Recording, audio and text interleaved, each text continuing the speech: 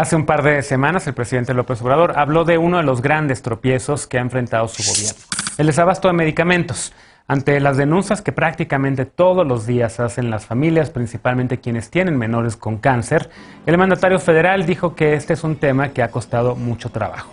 Habló de las mafias que existían, dijo que las farmacéuticas han querido bloquear sus intentos para comprar medicamentos del extranjero e incluso acusó a una farmacéutica de hacer campaña en contra de su gobierno. Un día antes, la organización ciudadana Impunidad Cero presentó una investigación señalando que el cambio en la política de adquisición de medicamentos es la principal razón del desabasto. Según el reporte, este cambio se hizo al vapor, sin establecer claramente las reglas de operación y sin personal que tuviera la experiencia necesaria para realizar esta tarea. Apunta que no hubo estudios que previeran posibles fallas en el abasto, no se definieron nuevos proveedores, ni tampoco se determinó si tendrían capacidad para atender la demanda. En el informe de la Cuenta Pública 2019 presentado por la Auditoría Superior de la Federación, este viernes, y el tema del cual ya discutimos en el bloque anterior, se detectaron irregularidades por casi 9 millones de pesos en la adquisición y distribución consolidada de medicamentos. También se presentaron deficiencias en el proceso de compra que afectaron la competencia y la efectividad del proceso de contratación de almacenamiento y distribución. Según el informe de Impunidad Cero, en 2013 el Gobierno de México adjudicó contratos públicos para compra de medicamentos por 9.675 millones de pesos, mientras que en 2019 el monto subió a 21.000 millones de pesos. El reporte anota que para 2020 esta cifra bajó a casi 8.000 millones, pero eso no ha resuelto el problema. Veamos qué piensa la mesa. Lisa, ¿cómo lo ves? Tema de desabasto que varias organizaciones también han seguido, entre ellas nosotros, pero ahora está esto de Impunidad Cero. Tú has sufrido también como familiar, como pariente de una persona hospitalizada, pues también desabasto, también yo, muchas otras personas que también están siguiendo este programa, lo dicen en las redes sociales. ¿Cómo lo ves? Ya llevan 3 años casi. Sí, yo creo que lo más importante de estos informes, digo, hay que felicitar el trabajo de Impunidad Cero y Justicia Justa, pero también está el colectivo de desabasto de medicamentos, justamente de Huachicol de Medicinas, en donde participan nosotros, pero también organizaciones muy importantes, por ejemplo, como Poder, que han estado viendo también el análisis ya no solo de qué está pasando del lado de la administración pública, sino qué está pasando también del lado de las empresas. Y creo que lo que hay que resaltar en este caso en particular del informe de Impunidad Cero es que sí hace un caminito muy didáctico para que entendamos que no solo se trata justamente de la discusión final que estamos teniendo y si hay uso político o no de los argumentos de un lado y del otro, sino que efectivamente fue una cadena de decisiones que podía de alguna manera haberse evitado o haberse mitigado si las decisiones no hubiesen sido todas seguidas, todas tajantes y todas en un periodo de tiempo tan corto que imposibilitó la planeación. Entonces ellos empiezan diciendo, bueno, a ver, el abasto de medicamentos estuvo garantizado para el primer año de gobierno de Andrés Manuel porque era la compra que se había hecho el año anterior. Primer cambio legislativo, solo le dan posibilidad de hacer compras consolidadas a la Secretaría de Hacienda y se lo quitan, por ejemplo, al IMSS, que ya no pudo ni hacer las compras consolidadas para sus propios derechohabientes. Después de que se lo dan solo a la Secretaría de Hacienda, no le dan reglas de operación. Después de que no le dan reglas de operación, no encuentran personas que conozcan el sector farmacéutico para operar ese tipo de compras y después de adjudicaciones a las farmacéuticas, y luego no se dan cuenta también que al momento de hacer vetos específicos contra distintas farmacéuticas, hubiese o no motivo fundado, que de hecho las empresas se amparan y en primera instancia, por ejemplo, en jueces administrativos de la Ciudad de México no encuentran el motivo fundado, lo que impiden es que funcione correctamente una red de distribución y almacenaje de los medicamentos que al final del día, en cantidades menores y en variedad menor, sí pudo comprar el gobierno federal, y entonces se encuentran ahí la tercera pared en donde ya no solo no abandonaron Claro. a los estados, que los estados compraban a partir del IMSS, sino que además pues ya después con lo que sí autorizaron y lo que sí consiguieron no lo pudieron distribuir porque las farmacéuticas estaban también amarradas a los contratos con las empresas que sí tenían la capacidad de distribuir esos medicamentos, y esas empresas quedaron vetadas, entonces incluso con el producto no tenías manera de llevarlo afuera. Violación flagrante del derecho a la salud, esto debió haberse corregido y quizás debieron haber pospuesto, ¿no?, ese cambio de esquema un año en lo que tenían todo bajo control y entonces se hubiese lanzado para la compra de 2021, no así para la de 2020. Frida, ¿qué contrapunto tienes? A ver.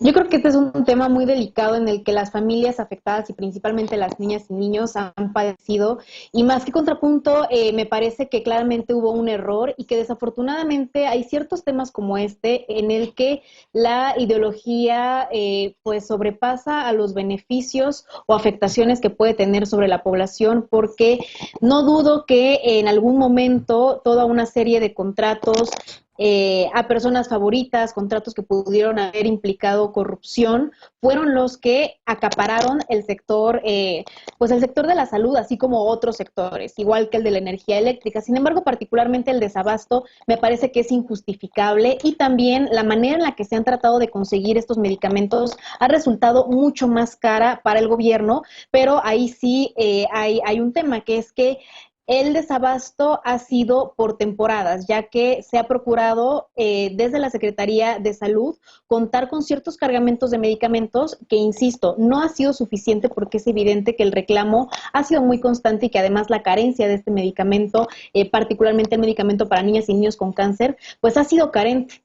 Entonces, me parece que en este tema es muy importante entender que las empresas que estaban certificadas y con la capacidad comprobada para proveer del medicamento fueron las empresas que al mismo tiempo resultaron vetadas. Fue una decisión que se tomó de forma muy anticipada, que no se realizó un estudio de mercado para saber si existiría una alternativa para tomar este tipo de decisiones y que finalmente dan una afectación y alcanzan a un grupo que es muy desfavorecido, ya que la salud para las personas con cáncer es carísima. Alcanzar un estado constante de medicamentos resulta carísimo para cualquier familia promedio y pues mucho más para las personas que son más desfavorecidas. No creo que detrás de esto haya existido algún tipo de mala intención, pero sí me parece que la toma de decisiones pronta, sin investigación previa y pues cargada del resentimiento, del odio o de la desconfianza a estas empresas ha generado todo esto. Sí. Ahora, sí me parece que es también urgente un cambio en el discurso del presidente porque estamos hablando de familias de carne y hueso que lo están sufriendo y que a pesar de no ser una mayoría electorera, como por ejemplo las y los jóvenes, pues son familias que tienen un derecho garantizado por la Constitución, que es un asunto de dignidad humana y de salud, que por supuesto tendría que ser resuelto de forma inmediata. Y otra cosa, Bien. en este tema sí la Auditoría Superior de la Federación también hizo una advertencia como de cómo documentar en este rastreo de tanto la adquisición como la investigación de mercado para que fueran proveídas las medicinas, pues que fue algo que nunca existió, que no se generó hasta el momento en que ya se habían vetado a estas empresas, que Bien. insisto, no dudo en que exista una campaña detrás que está inflando pues los lamentables resultados y lucrando con las víctimas, pero evidentemente hay un daño que tendría que repararse. A ver, Lecon, ¿a qué le contestarías? ¿Ha habido empatía por parte del presidente para los familiares de víctimas de pacientes con cáncer? ¿Ha habido empatía del presidente para quienes han también llegado a alguna clínica y no han encontrado un antirretroviral? ¿O no? Porque pues sí hay un reconocimiento de que hay un error, pero pues ya prácticamente en su tercer año de funciones, pues el error persiste, ¿no? Sí, yo creo que hay indolencia en varios funcionarios, no nada más del presidente de la República, que también ha minimizado cada que puede el problema. Recordemos a Jorge Alcocer, justo en esta investigación que presentó Impunidad Cero y Justicia Justa, que se publicó en Universal la semana pasada, rescatan algunas de estas declaraciones, como el hecho, dijo Jorge Alcocer en su momento, en mayo de 2019, que no pasaba nada, no era grave, si no se aplicaba metotrexato a los pacientes con cáncer, que son niños y adolescentes, cosa que la comunidad médica se va a decir, por supuesto que eso no es así, si no se aplica este medicamento es gravísimo. O a Hugo López-Gatell, refiriéndose a los padres de los niños con cáncer como los supuestos padres de familia. Claro que los familiares, sobre todo, han dado pista de esa indolencia, de esa falta de sensibilidad, y creo que todo parte, y la gran aportación de este informe que presentan Impunidad Cero, esta investigación de Impunidad Cero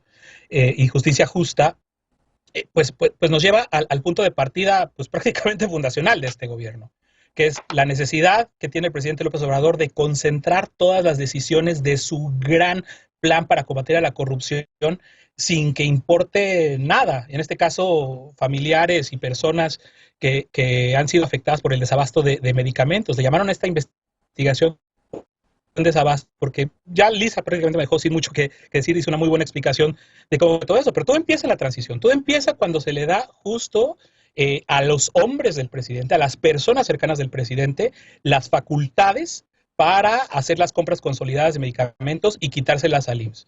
En ese momento se hace una reforma al vapor. Al día de hoy no hay reglas de operación. No se han hecho reformas al reglamento interno de la Secretaría de Hacienda y Crédito Público para que sea para saber con claridad cómo es que se están haciendo estas compras consolidadas. Entonces, entre reformas al vapor, entre esta indolencia, entre mantener el discurso, entre darle todo el poder a Raquel Buenrostro para poder hacer estas compras consolidadas cuando era oficial mayor de la Secretaría de Hacienda y Crédito Público, pues es que tenemos este problema al día de hoy. Coincido completamente con lo que dice Lisa, con lo que dice Frida. El error fue no esperar. O sea, ya lo hablamos aquí de alguna forma en todos los programas que se ha tocado el tema desde que estábamos en la transición. Tuvieron que haber esperado a tener un plan que no pusiera en vulnerabilidad y que no pusiera en riesgo a tantas y tantas personas, a tantos y tantos pacientes. Finalmente, Eder, tienes oportunidad de cerrar el bloque y el contrapunto. Yo identifico que estamos en una situación en donde ambas partes tienen mucha razón. El presidente López Obrador ha reconocido no solamente que es uno de los grandes retos, sino que no se ha podido resolver porque se enfrentan a las grandes mafias de farmacéuticas del mundo que aquí en México tenían un nicho, tenían contratos inflados, había medicamentos que se vendían y no se entregaban, había un montón de irregularidades que se han ido documentando durante estos 2 años. Sin embargo, si te enfrentas a una corporación tan poderosa y con tan malas mañas como la farmacéutica, sí tendría que haber una mejor planeación. Yo no coincido en lo que dicen Alfredo y Lisa de que tuvo que haber esperado el gobierno. No, está bien que si lo implementaron desde el primer año, está bien, pero implementenlo bien, porque efectivamente ahí está en juego la salud de la población. Tampoco creo que sea un tema ideológico, como decía Frida, es un asunto de que se tenía que resolver porque yo estudié antropología social. En la sierra, en cualquier sierra de cualquier estado de la República, siempre ha habido desabasto. ¿Y por qué hay desabasto? Porque hay concentración y porque hay especulación con los medicamentos. Entonces, para garantizar que el abasto sea realmente universal, para garantizar que en todas las regiones del país lleguen los medicamentos, el personal médico y las instalaciones que se requieren, se tiene que hacer una modificación en los esquemas, no solamente de abastecimiento de medicamentos, sino también de repartición de personal médico y de las prioridades de dónde se construye, qué se construye a lo largo de todo el país en cuanto a salud. Eso es lo que está intentando hacer el gobierno federal, pero aquí en el tema del abasto ha habido evidentemente un error. No sé si se minimizó el poder de estas farmacéuticas, no sé si se maximizó el poder o la capacidad del gobierno federal, pero no hubo una planeación adecuada y eso se tiene que resolver. Creo que en el momento en el que el presidente reconoce que es uno de los grandes obstáculos, también está reconociendo que hay un tema que se tiene que resolver y bueno, pues es un proceso que tiene que atenderse y hay que insistir, no es poca cosa, así sean 10 personas o 10 familias que se quejen de que no hay medicamento para niñas y niños con cáncer, no es poca cosa, aunque sea uno, se tiene que satisfacer esta necesidad. Bueno, déjenme hacer una pausa. Regresando de esta, vamos al último bloque de la noche. Avanza la iniciativa de reforma eléctrica que dará prioridad a la Comisión Federal de Electricidad, la CFE. Ni el Parlamento abierto ni las críticas de la oposición y de la iniciativa privada consiguieron que se modificara esta iniciativa. ¿Qué opina la mesa? Regresamos con esto, punto y contrapunto, no traes.